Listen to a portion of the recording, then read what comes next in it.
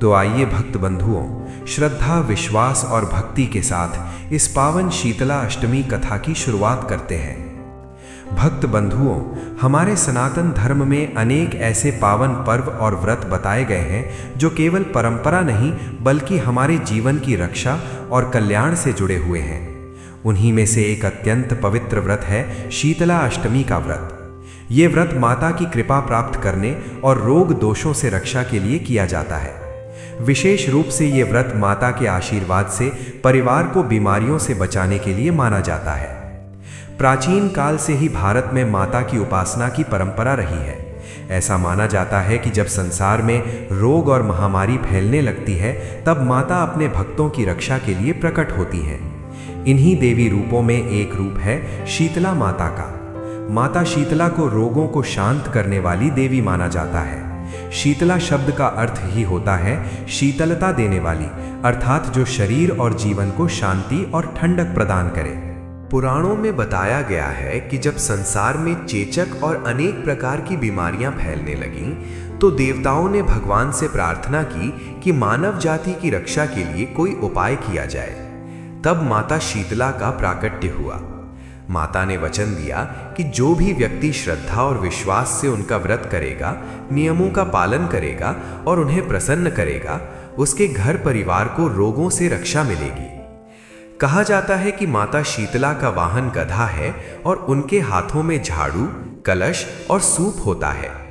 झाड़ू का अर्थ है कि माता रोग और नकारात्मकता को साफ करती हैं, कलश जीवन और स्वास्थ्य का प्रतीक है और सूप से माता रोगों को दूर करती हैं।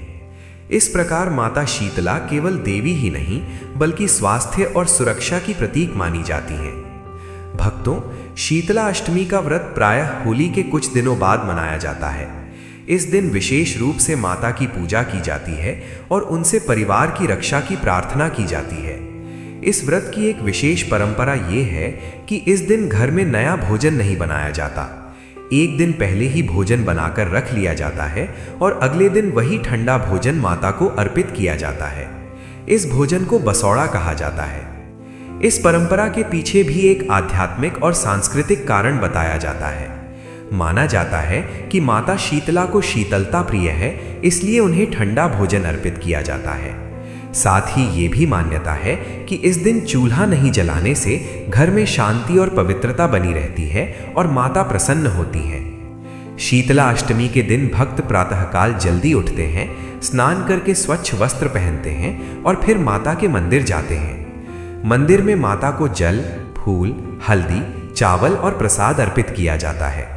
कई स्थानों पर माता को ठंडा दूध, दही और मीठे पकवान भी चढ़ाए जाते हैं। भक्त श्रद्धा से माता का नाम लेते हैं और प्रार्थना करते हैं कि वे उनके परिवार की रक्षा करें। माता की पूजा के समय विशेष रूप से प्रार्थना की जाती है कि घर में कोई रोग ना आए, बच्चों को स्वास्थ्य मिले और परिवार में सुख शांति बनी रहे। भक्त अपने बच्चों के लिए विशेष रूप से माता से आशीर्वाद मांगते हैं क्योंकि माता को बालकों की रक्षक देवी माना जाता है।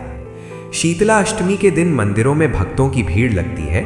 महिलाएं विशेष रूप से ये व्रत रखती हैं और पूरे परिवार के स्वास्थ्य के लिए माता से प्रार्थना करती हैं। वे माता की कथा सुनती हैं, भजन गाती हैं और दीप जलाकर माता की आरती करती हैं। कहा जाता है कि जो व्यक्ति सच्चे मन से माता की आराधना करता है, उसके जीवन से कष्ट धीरे धीरे दूर होने लगते हैं।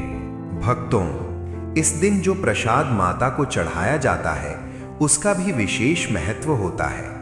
माता को जो ठंडा भोजन अर्पित किया जाता है वही प्रसाद के रूप में भक्तों में बांटा जाता है। माना जाता है कि इस प्रसाद को ग्रहण करने से माता का आशीर्वाद मिलता है और रोगों से रक्षा होती है। ये केवल आस्था का विषय ही नहीं बल्कि एक सामाजिक संदेश भी है कि हमें अपने स्वास्थ्य और स्वच्छता का ध्यान रखना चाहिए। कई स्थानों पर माता को मीठी पूड़ी, गुड़, चने, दही और ठंडे पकवान अर्पित किए जाते हैं। फिर वही प्रसाद परिवार और पड़ोसियों में बांटा जाता है। इससे समाज में प्रेम और भाईचारा भी बढ़ता है। प्रसाद का अर्थ केवल भोजन नहीं बल्कि माता की कृपा का प्रतीक माना जाता है। कहते हैं कि एक बार एक गांव में लोग शीतला अष्टमी का महत्व भूल गए और उन्होंने इस दिन नियमों का पालन नहीं किया।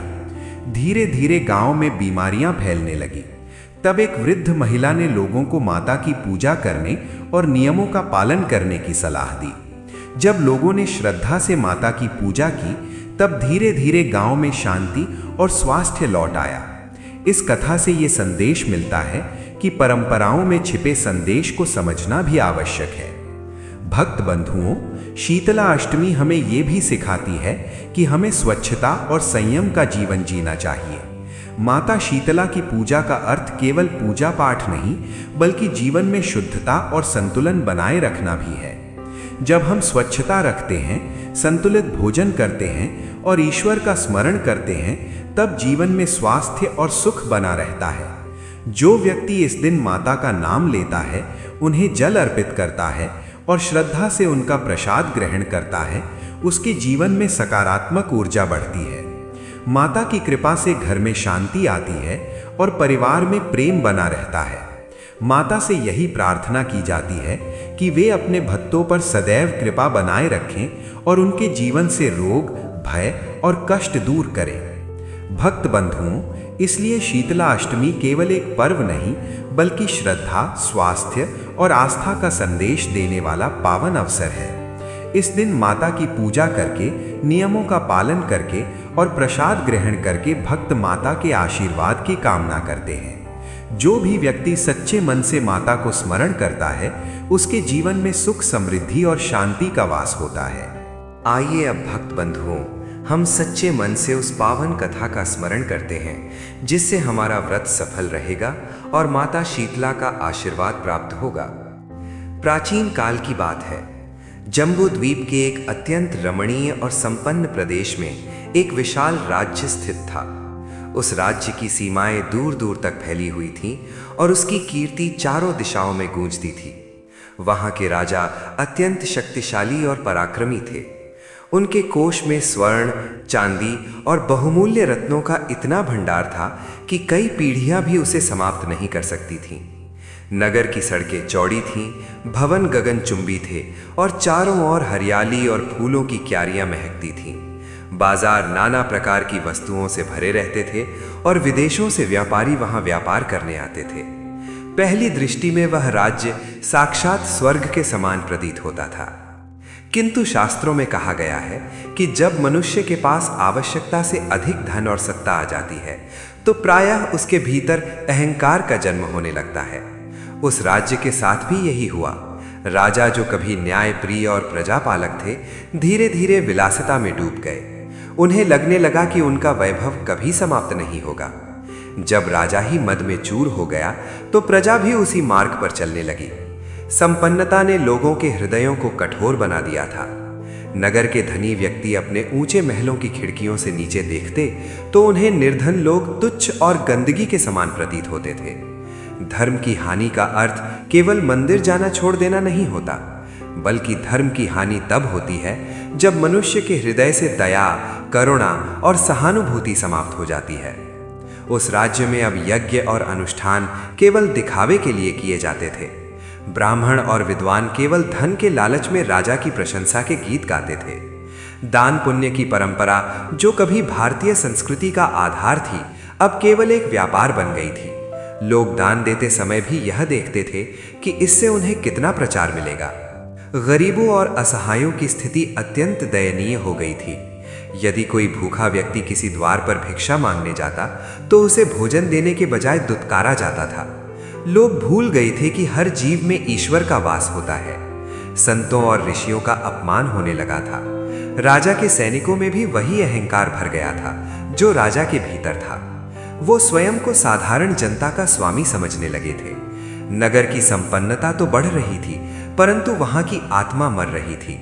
दया का झरना सूख चुका था और अहंकार की अग्नि प्रज्वलित हो रही थी।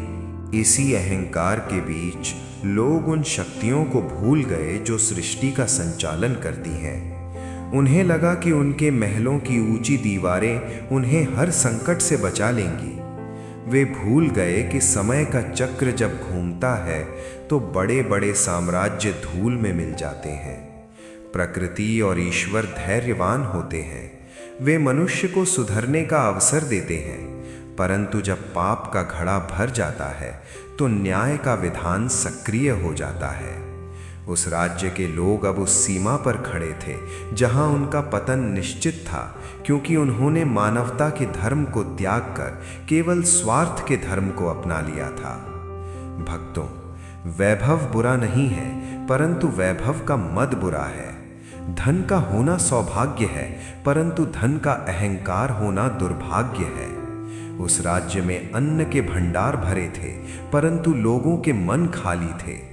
वस्त्र रेशमी थे, परंतु विचार फटे हुए थे। महलों में प्रकाश था, परंतु चेतना में अंधकार था। यही वो समय था जब स्वर्ग की देवी शीतला ने पृथ्वी की ओर अपनी दृष्टि डाली। उन्होंने देखा कि जिस मनुष्य को उन्होंने इतने सुंदर भावों के साथ बनाया था, वो अब अपनी जड़ों को काट रहा है। वो मानवता को भूलकर दानवता की ओर बढ़ रहा है। किसी भी समाज का पतन तब शुरू होता है जब वो अपनी परंपराओं और नैतिक मूल्यों का तिरस्कार करने लगता है। उस राज्य के लोगों को लगता था कि वे बहुत आधुनिक और शक्तिशाली हो गए हैं। उन्हें अब देवी देवताओं की कृपा की आवश्यकता नहीं महसूस होती थी।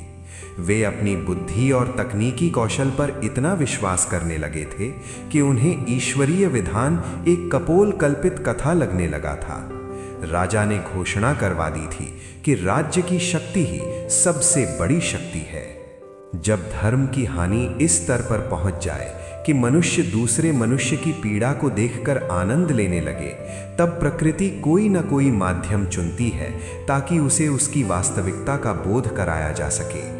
वैभव का वो काला बादल उस काले बादल के समान था जो सूर्य के प्रकाश को पूरी तरह ढक चुका था। अब आवश्यकता थी एक ऐसी आंधी की जो उन बादलों को हटा सके और फिर से सत्य का प्रकाश फैला सके। माता शीतला, जो रोगों की स्वामिनी भी हैं और आरोग्य की देवी भी, उन्होंने तय किया कि वे स्वयं उस राज्य की परीक्षा लेंगी। वे देखना चाहती थीं कि क्या अभी भी उस राज्य में कोई ऐसा हृदय शेष है जिसमें करुणा की एक भी बूंद बची हो। कैलाश के हिम शिखर और वैकुंठ की दिव्यता से परे जब माता जगदम्बा ने पृथ्वी लोक की ओर निहारा, तो उन्हें वहां केवल अशांति और अंधकार दिखाई दिया।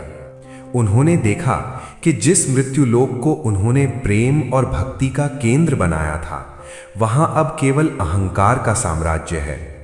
विशेष रूप से उस समृद्ध राज्य की ओर देखते हुए माता के मन में करुणा और क्रोध का एक साथ उदय हुआ। माता शीतला, जो आरोग्य प्रदान करने वाली और प्रकृति के संतुलन को बनाए रखने वाली देवी हैं, उन्होंने निर्णय लिया कि वे स्वयं नीचे उतरकर ये देखेंगी कि क्या मानवता का बीज पूरी तरह सूख चुका है या अभी भी कहीं दया की कोई कोमल अंकुर शेष है। ईश्वर का पृथ्वी पर आगमन कभी भी साधारण नहीं होता, भले ही उनका स्वरूप साधारण हो। माता ने अपनी दिव्य आभा को अपनी योग माया से ढंक लिया। उन्होंने एक ऐसी वृद्धा का रूप धारण किया जिसका शरीर अत्यंत दुर्बल था, जिसकी कमर झुक चुकी थी और जिसके चेहरे पर अनगिनत झुर्रियां थीं। उनके बाल श्वेत थे और नेत्रों में वो ज्योति तो थी, परंतु उसे उन्होंने थकान और पीड़ा के पर्दे से छिपा लिया था। उनके वस्त्र फटे हुए और पुराने थे, जो उनकी दरिद्रता को दर्शा रहे थे। माता ने यह रूप इसलिए चुना क्योंकि वे देखना चाहती थीं कि वैभवशाली लोग एक असहाय और कुरूप दिखने वाली वृद्धा के प्रति कैसा दृष्टिकोण रखते हैं। जगदम्बा के इस भ्रमण का उद्देश्य केवल दंड देना नहीं, बल्कि संसार को यह पाठ पढ़ाना था कि वास्तविक सौंदर्य शरीर या वस्त्रों में नहीं, बल्कि आचरण में होता है। माता ने अपने हाथों में सांकेतिक रूप से एक झोली ली और उस वैभवशाली नगर की सीमा पर खड़ी हो गईं। नगर के प्रवेश द्वार पर खड़े होकर उन्होंने वहां की हलचल को देखा। लोग रेशमी वस्त्र पहनकर रथों पर घूम रहे थे, सुगंधित द्रव्यों का छिड़काव हो रहा था, परंतु उस वृद्धा की ओर किसी की भी दृष्टि नहीं पड़ रही थी। लोग उन्हें एक अवांछित बाधा समझकर किनारे हट जाने का संकेत दे रहे थे। माता के इस भ्रमण के पीछे एक गहरा दैवीय रहस्य यह भी था कि वे शीतलता और तप का महत्व समझाना चाहती थीं। उन्होंने देखा कि लोग बाहरी गर्मी से बचने के लिए सुगंधित जल और पंखों का उपयोग तो कर रहे हैं, परंतु उनके भीतर क्रोध और मद की जो अग्नि जल रही है, उसे शांत करने का कोई उपाय उनके पास नहीं था। माता ने सोचा कि जो स्वयं को इतना समर्थ मान रहे हैं, उन्हें यह बोध कराना आवश्यक है कि एक सूक्ष्म रोग भी उनके पूरे वैभव को मिट्टी में मिला सकता है। माता का वृद्धारूप वास्तव में उस समय का प्रतीक था जो किसी भी व्यक्ति के अहंकार को बुढ़ापे और निर्बलता में बदल सकता है। नगर की गलियों में घूमते हुए माता ने देखा कि वहां के भंडारों में अन्न सड़ रहा है, परंतु उसे किसी भूखे को देने की परंपरा समाप्त हो गई है। लोग अपनी पालतू गायों और घोड़ों को तो सर्वोत्तम आहार दे रहे थे, क्योंकि वे उनकी शान के प्रतीक थे, परंतु द्वार पर आए याचक को वे एक तिनके के समान समझते थे। माता ने कई द्वारों पर जाकर भिक्षा मांगी, परंतु हर जगह उन्हें केवल उपेक्षा मिली। कहीं से उन्हें आगे बढ़ो की आवाज सुनाई दी, तो कहीं उन्हें गंदी वृद्धा कहकर धिक्कारा गया। जगदम्बा जो चराचर जगत का भरण पोषण करती हैं, वे आज एक मुट्ठी अन्न के लिए मनुष्यों की निर्दयता का अनुभव कर रही थीं। इस भ्रमण का एक उद्देश्य उन भक्तों की पहचान करना भी था जो भीड़ में कहीं छिपे हुए थे। अक्सर बड़े बड़े मंदिरों और अनुष्ठानों में जो लोग अग्रिम पंक्ति में खड़े होते हैं, वे ईश्वर के प्रिय नहीं होते, बल्कि वे प्रिय होते हैं जो चुपचाप सेवा में लगे रहते हैं। माता ये देखना चाहती थीं कि क्या इस अहंकार के सागर में कोई ऐसी बूंद शेष है जो अभी भी अपनी पवित्रता बनाए हुए है। वे उस सुपात्र की खोज में थीं जिसे वे अपनी कृपा का आधार बना सके। ईश्वर जब परीक्षा लेते हैं तो वे सबसे कठिन कसौटी चुनते हैं, और एक असहाय वृद्धा का रूप समाज के चरित्र को नापने की सबसे बड़ी कसौटी है। माता शीतला ने धीरे धीरे नगर के मुख्य केंद्र की ओर बढ़ना शुरू किया। उनका लक्ष्य अब वो राजमहल था जहां से उस पूरे राज्य की विचारधारा और अहंकार संचालित होता था। माता जानती थीं कि जब तक जड़ को नहीं सुधारा जाएगा, तब तक शाखाएं पवित्र नहीं होंगी। उन्होंने अपने कदम राजमहल की उस भव्य सीढ़ी की ओर बढ़ाए जहां स्वर्ण मंडित द्वारपाल खड़े थे। माता के हृदय में करुणा थी कि शायद अब भी कोई जाग जाए, शायद राजा का कोई सैनिक या स्वयं राजा अपनी भूल सुधार ले। परंतु विडंबना ये थी कि जहां वैभव चरम पर होता है, वहां विवेक अक्सर लुप्त हो जाता है। वृद्धारूपी माता ने अपनी लाठी के सहारे चलते हुए नगरवासियों के व्यवहार का सूक्ष्म निरीक्षण किया। उन्होंने देखा कि बच्चों को भी यही सिखाया जा रहा है कि केवल शक्तिशाली और सुंदर का सम्मान करना चाहिए।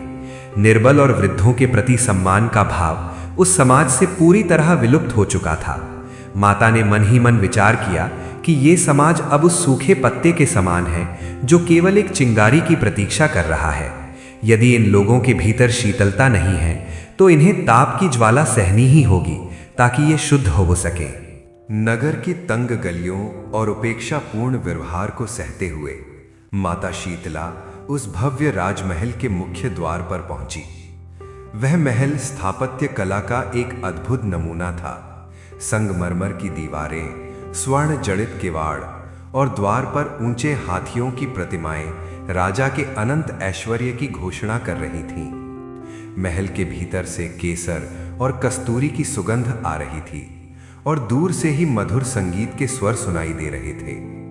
द्वार पर राजा के अंगरक्षक और सैनिक खड़े थे जो ऊंचे कद के और चमकदार कवच तथा तीक्ष्ण अस्त्र धारण किए हुए थे। उनकी आंखों में भी वही अभिमान झलकता था जो उनके राजा के हृदय में था। वृद्धा का रूप धारण किए माता ने अपनी कमकपाती लाठी के सहारे धीरे धीरे द्वार की ओर कदम बढ़ाए। उनकी चाल में थकान थी और कंठ में वह प्यास थी जो संसार के पापों को देखकर और अधिक बढ़ गई थी। उन्होंने सैनिकों के निकट जाकर अत्यंत क्षीण स्वर में प्रार्थना की, बेटा, मैं बहुत दूर से आई हूं। शरीर थक चुका है और जठराग्नि व्याकुल कर रही है। क्या इस विशाल और वैभवशाली महल में एक बूढ़ी मां के लिए थोड़ा सा अन्न और 2 बूंद जल मिल सकता है? सुना है तुम्हारे राजा के भंडार भरे हुए हैं। माता की यह विनम्र पुकार उन सैनिकों के कानों तक तो पहुंची, परंतु उनके हृदयों तक नहीं। सैनिकों ने जब उस फटे हाल, धूल से सनी और झुकी हुई कमर वाली वृद्धा को देखा तो उनके चेहरों पर दया के बजाय घृणा के भाव आ गए। एक सैनिक ने उपहास करते हुए कहा, ए बुढ़िया, तुझे दिखता नहीं कि यह राजा का द्वार है? यहाँ केवल सामंत, राजकुमार और राजदूत आते हैं। तेरे जैसे भिखारियों के लिए यहाँ कोई स्थान नहीं है। भाग यहाँ से, कहीं तेरी गंदी छाया हमारे इन पवित्र द्वारों पर न पड़ जाए।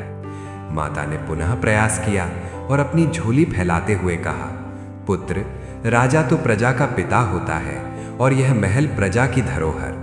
क्या एक पुत्र अपनी माता को द्वार से खाली हाथ लौटा देगा?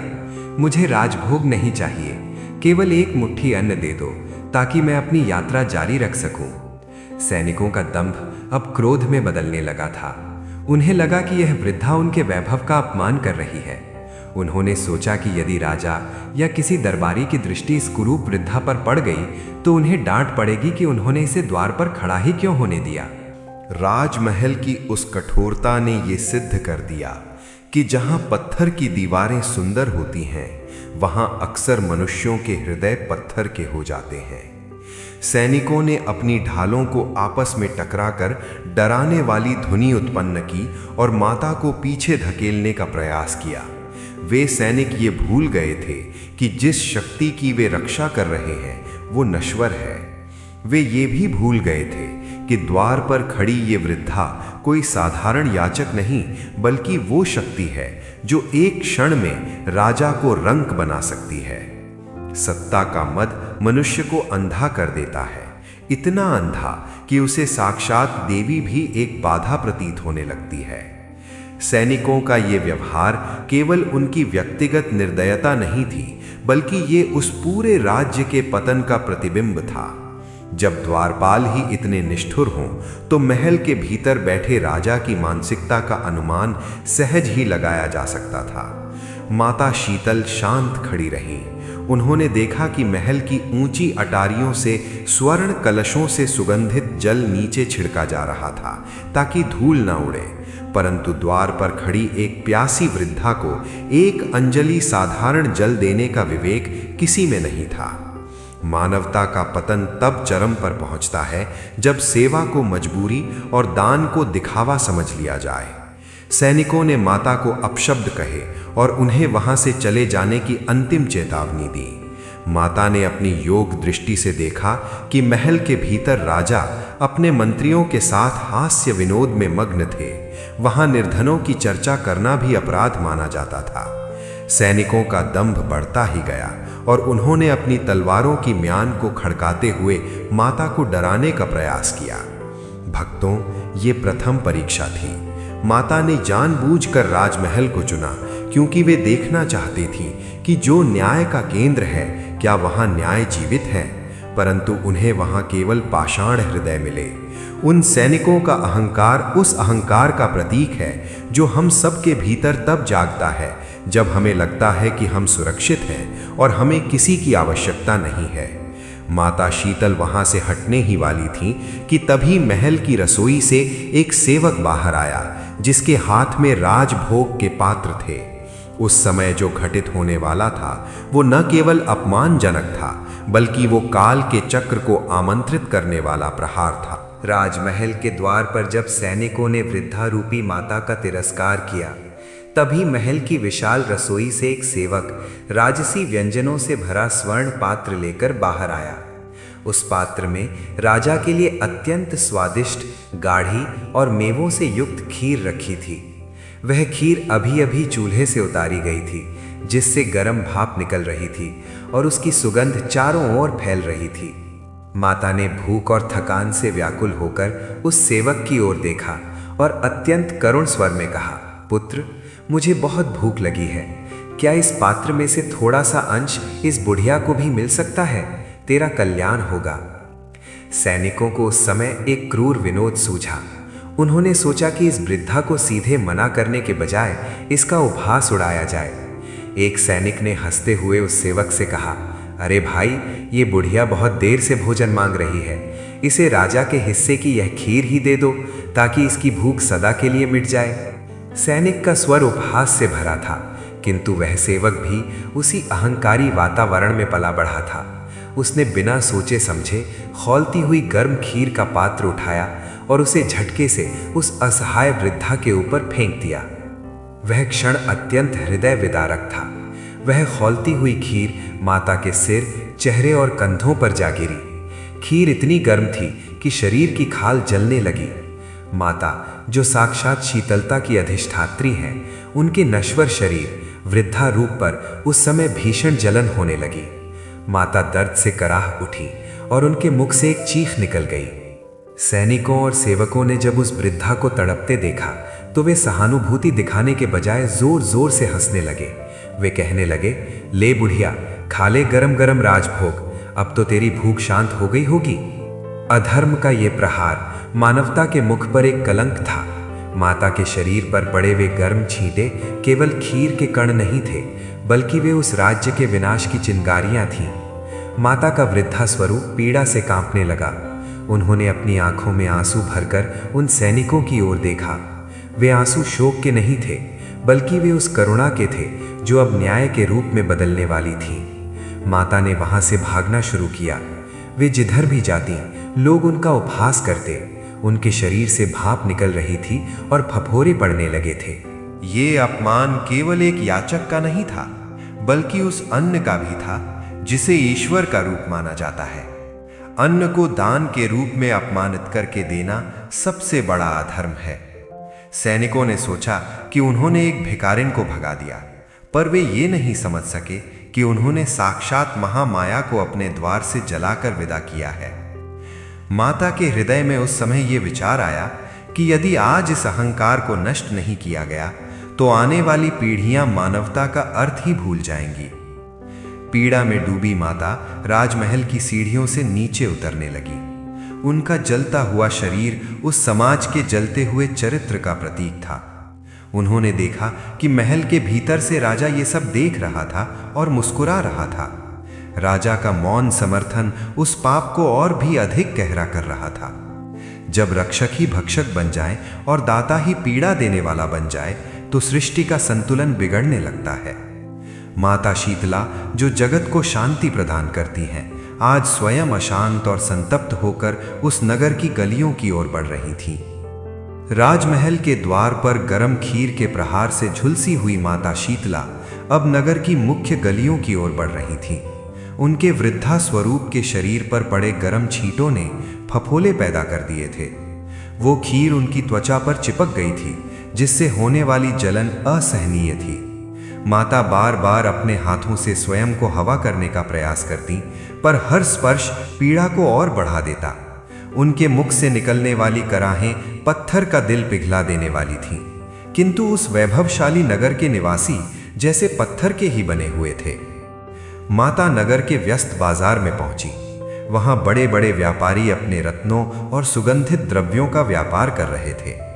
माता ने एक धनी व्यापारी के द्वार पर रुककर याचना की, पुत्र, मैं बहुत जल रही हूं, कोई मेरे शरीर पर थोड़ा ठंडा जल डाल दो, मेरी जलन शांत कर दो। उस व्यापारी ने अपना मुंह फेर लिया और अपने नौकरों से कहा, इसे यहां से हटाओ, इसकी गंदी हालत देखकर मेरे ग्राहक भाग जाएंगे। ये कौन सी विपत्ति हमारे द्वार पर आ गई है। नौकरों ने माता को धक्का देकर गली के कीचड़ की ओर धकेल दिया। जैसे जैसे माता आगे बढ़ती, नगर का तिरस्कार और भी गहरा होता जाता। ऊंचे ऊंचे झरोखों से झांकती हुई स्त्रियां उस वृद्धा को देखकर दया करने के बजाय अपने बच्चों को अंदर खींच लेती। वे कहती, देखो, ये कोई पापिनी है जिसे उसके कर्मों का फल मिला है, इसे छूना भी मत। संवेदन शून्यता का ये आलम था कि जिस मार्ग से माता गुजरती, लोग वहां शुद्धिकरण के लिए इत्र छिड़कने लगते। किसी ने भी ये नहीं सोचा कि वो वृद्धा मनुष्य है और उसे सहायता की आवश्यकता है। माता ने देखा कि नगर के मंदिरों में भी घंटे घड़ियाल बज रहे थे। लोग दयामयी ईश्वर की स्तुति कर रहे थे, परंतु मंदिर की सीढ़ियों पर बैठी उस जलती हुई साक्षात शक्ति को पहचानने वाला कोई नहीं था। पंडों और पुजारियों ने उन्हें मंदिर के प्रांगण से ये कहकर बाहर कर दिया कि यहाँ उत्सव चल रहा है, तू अपनी इस कुरूपता से देवताओं को अपवित्र मत कर। ये उस समाज के धार्मिक पतन की पराकाष्ठा थी, जहां मूर्ति की पूजा तो हो रही थी, पर जीवित आत्मा का अपमान किया जा रहा था। जलते हुए शरीर के साथ माता अब नगर के उस हिस्से में पहुंची जहां औषधियों का व्यापार होता था। उन्होंने वैद्यों और चिकित्सकों से सहायता मांगी। एक प्रसिद्ध वैद्य ने उन्हें दूर से ही देखा और कहा, तेरे पास धन है? बिना स्वर्ण मुद्राओं के मैं अपनी बहुमूल्य शीतल औषधियां व्यर्थ नहीं करता। माता ने अपनी फटी झोली दिखाई जो खाली थी। वैद्य ने ठहाका मारते हुए कहा, तो फिर अपनी इस जलन को भाग्य का लिखा मानकर सहती रह। मानवता का ये व्यावसायिक स्वरूप देखकर माता की आंखों से अग्नि निकलने लगी। नगर का तिरस्कार माता के लिए केवल शारीरिक पीड़ा नहीं था, बल्कि वो उनके द्वारा रचित सृष्टि के प्रति गहरा दुख था।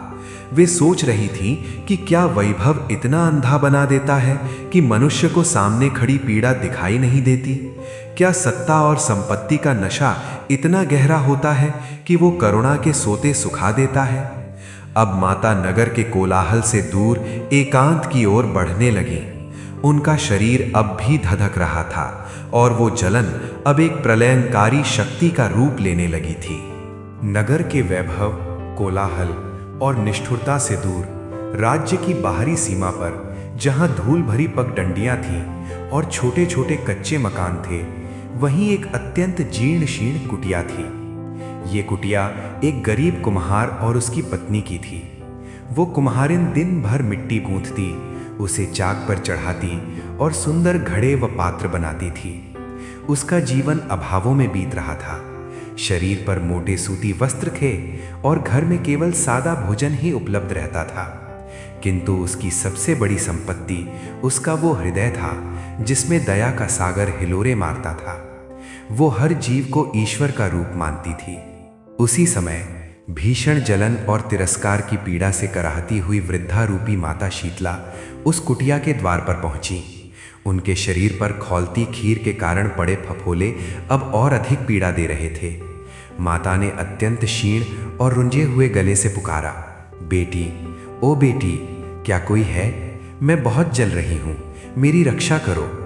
माता की वो आवाज सुनकर कुम्हारिन तुरंत अपनी झोपड़ी से बाहर दौड़ कर आई। उसने जैसे ही उस वृद्धा की अवस्था देखी, उसका हृदय कांप उठा। जहां राजमहल के सैनिकों ने घृणा की थी और व्यापारियों ने मुंह फेर लिया था, वहीं इस निर्धन कुम्हारिन की आंखों में तुरंत आंसू आ गए। उसने ये नहीं सोचा कि ये वृद्धा कौन है, कहां से आई है या इसकी जाति क्या है। उसे तो केवल एक जलता हुआ शरीर और एक बिलखती हुई मां दिखाई दी। उसने झटपट आगे बढ़कर माता का हाथ थामा और अत्यंत ममता के साथ कहा, मां, आप इस अवस्था में कहां भटक रही हैं? आपका तो पूरा शरीर झुलस गया है। आइए मां, घबराइए मत, मेरी कुटिया में चलिए। कुम्हारिन ने माता को बड़े ही जतन से अपनी झोपड़ी के भीतर बिछाए हुए एक साधारण टाट पर बैठाया। उसने देखा कि माता का कंठ प्यास से सूख रहा है और वे पीड़ा के मारे थर थर कांप रही हैं। कुम्हारिन ने तुरंत अपनी मटकी से शीतल जल निकाला और माता को पिलाया। उस जल की एक एक बूंद माता के कंठ में अमृत के समान उतरी। कुम्हारिन के स्पर्श में वो आत्मीयता थी जो संसार की बड़ी से बड़ी औषधि में भी नहीं मिल सकती। वो बार बार माता के माथे को सहलाती और कहती, मां, आप शांत हो जाइए, अब आप सुरक्षित हैं। कुम्हारिन की ममता का ये दृश्य उस राज्य के अहंकार के मुंह पर एक तमाचा था। उसने अपने काम को बीच में ही छोड़ दिया और पूरी तरह उस अज्ञात वृद्धा की सेवा में लग गई।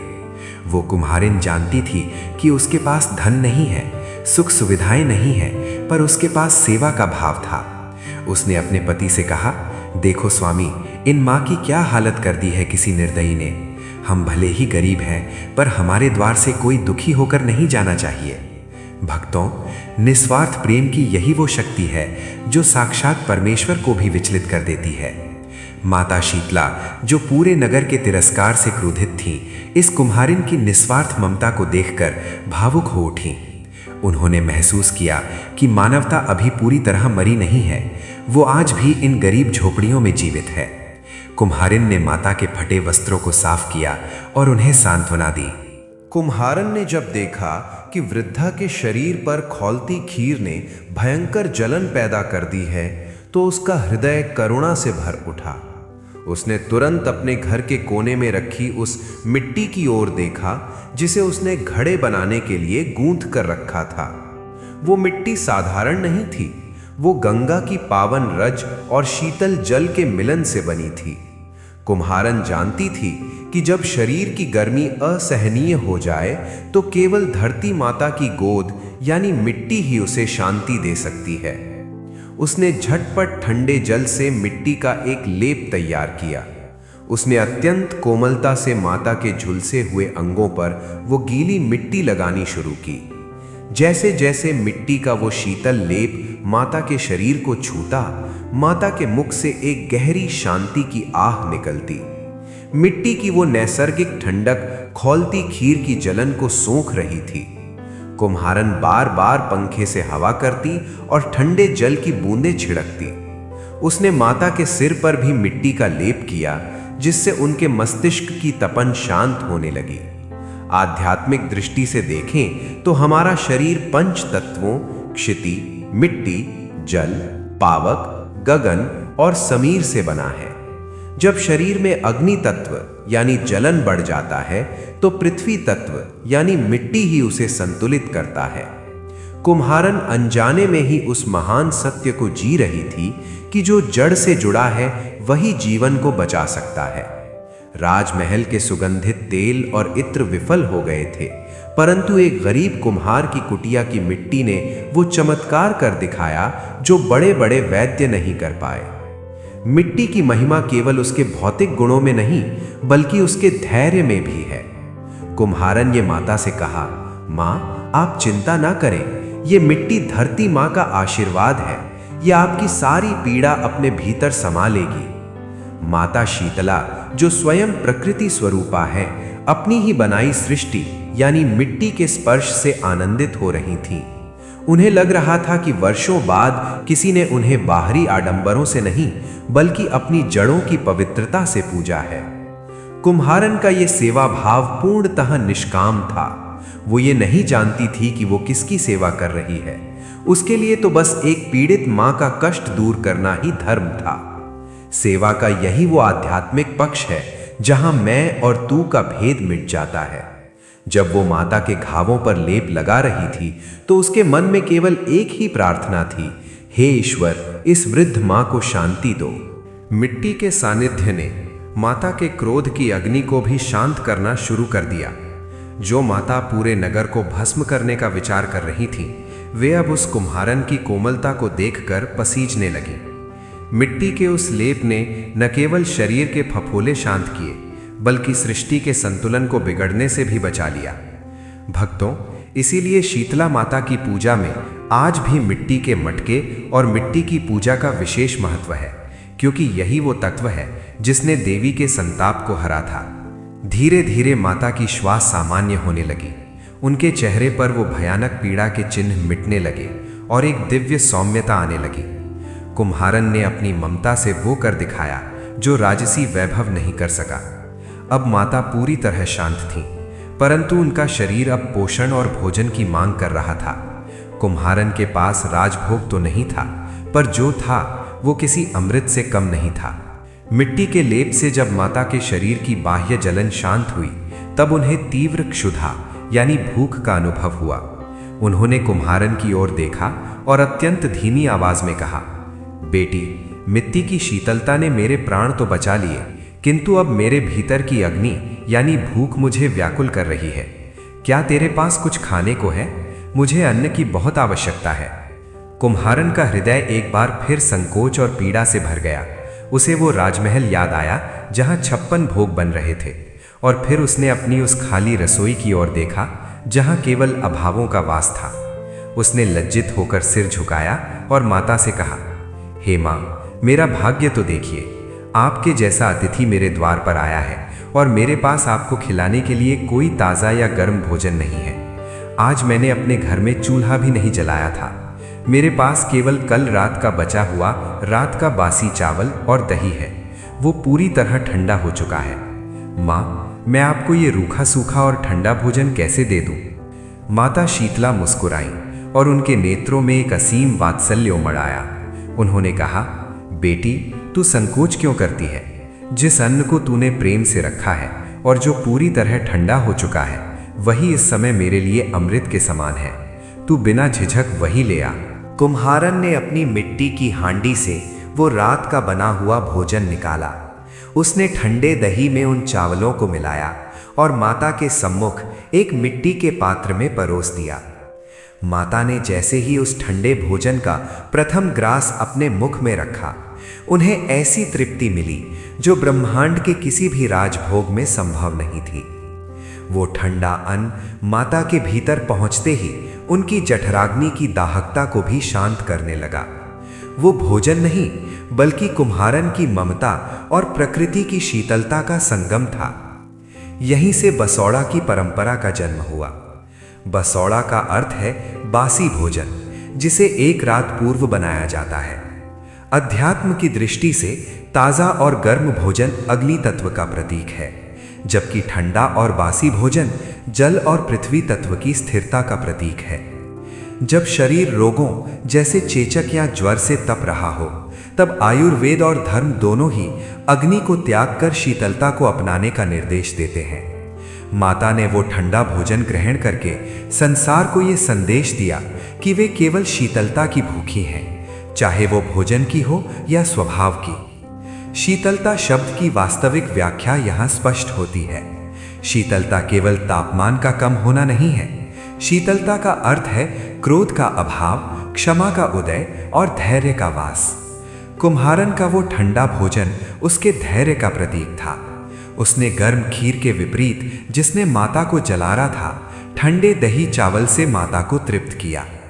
माता ने घोषित किया कि जो भी भक्त इस दिन चूल्हा नहीं जलाएगा और उन्हें बासी वो ठंडा नैवेद्य अर्पित करेगा, उसके परिवार के भीतर कभी भी अशांति और रोगों की गर्मी प्रवेश नहीं कर पाएगी। माता ने वो भोजन बड़े चाव से खाया और अंत में कुम्हारन की मटकी का वो शीतल जल पिया।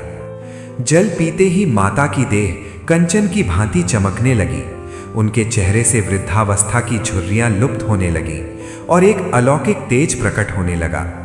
कुम्हारन ये देखकर आश्चर्यचकित रह गई कि जिस वृद्धा को उसने भोजन कराया था, वो अब किसी देवी के समान दीप्तिमान दिख रही थी। कुम्हारन द्वारा अर्पित ठंडे भोजन और निस्वार्थ सेवा से माता शीतला पूर्णतः तृप्त हो गईं।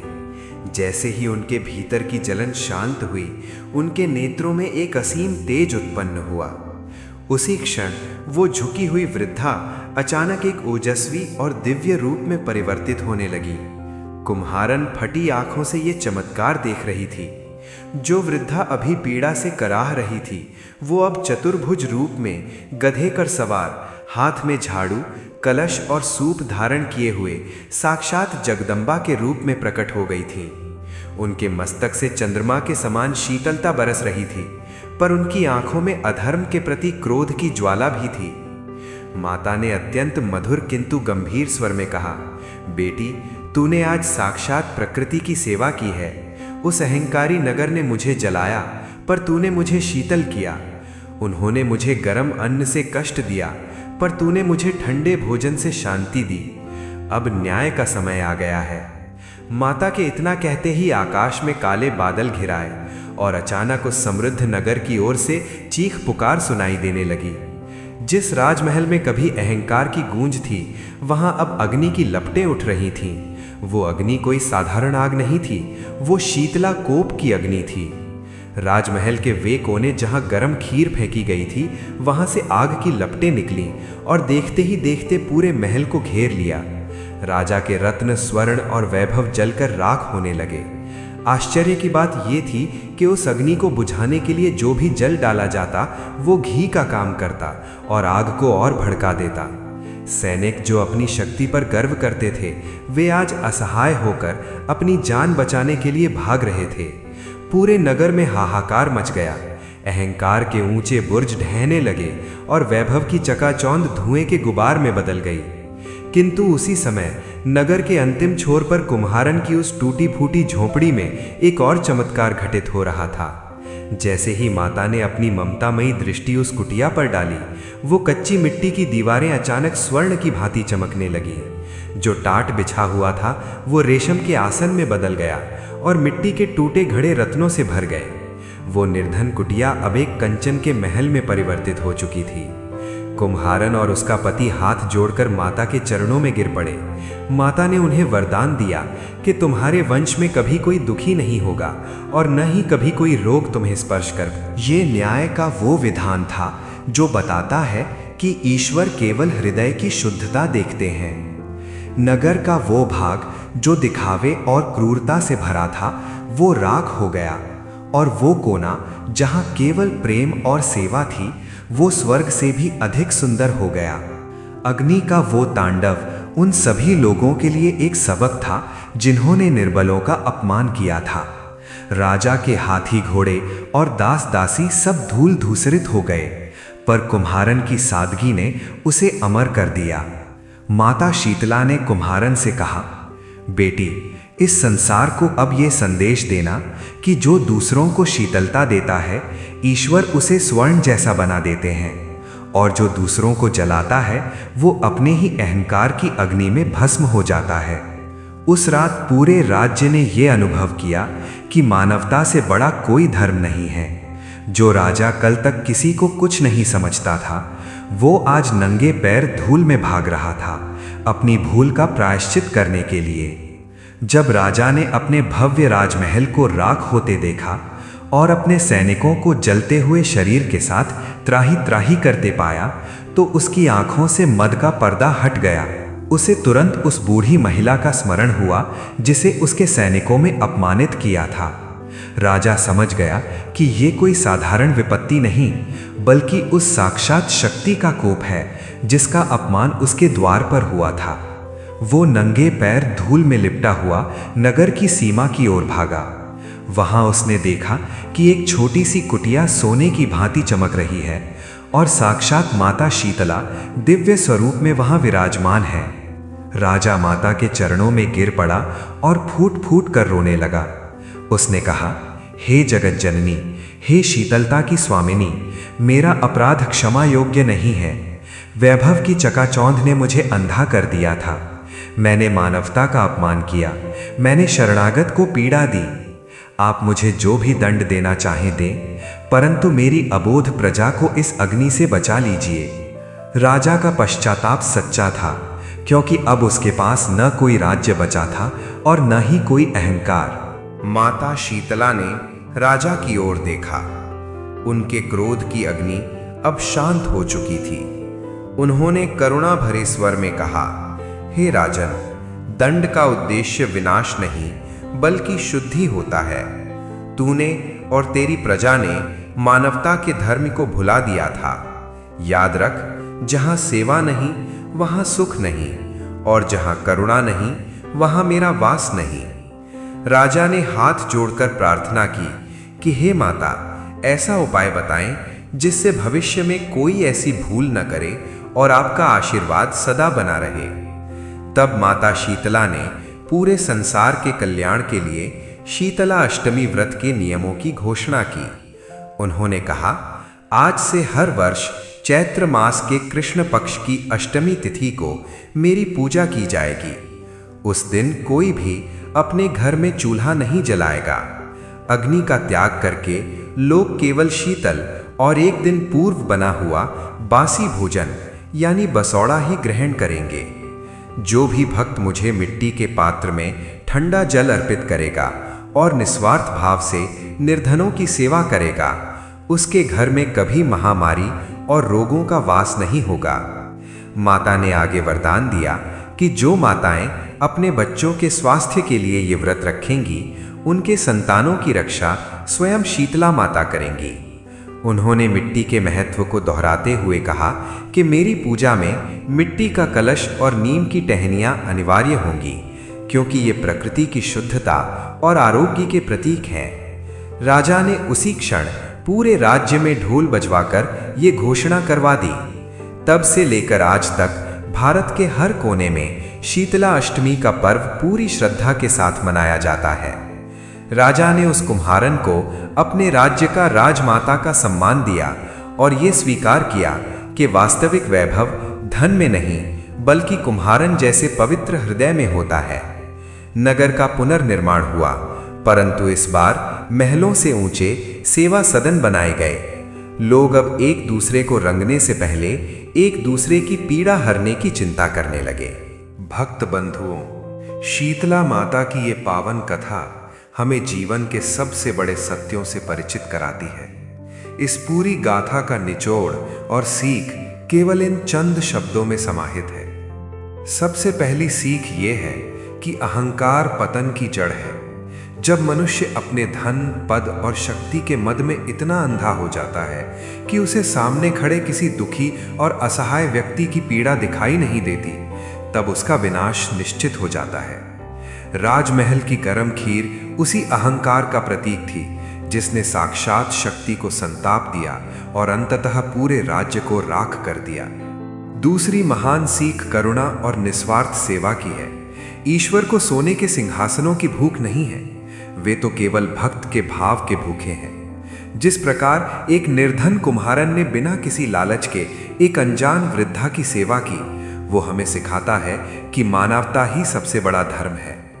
मिट्टी की शीतलता और ठंडे भोजन का भोग हमें ये संदेश देता है कि सादगी और संतोष में ही असली सुख है।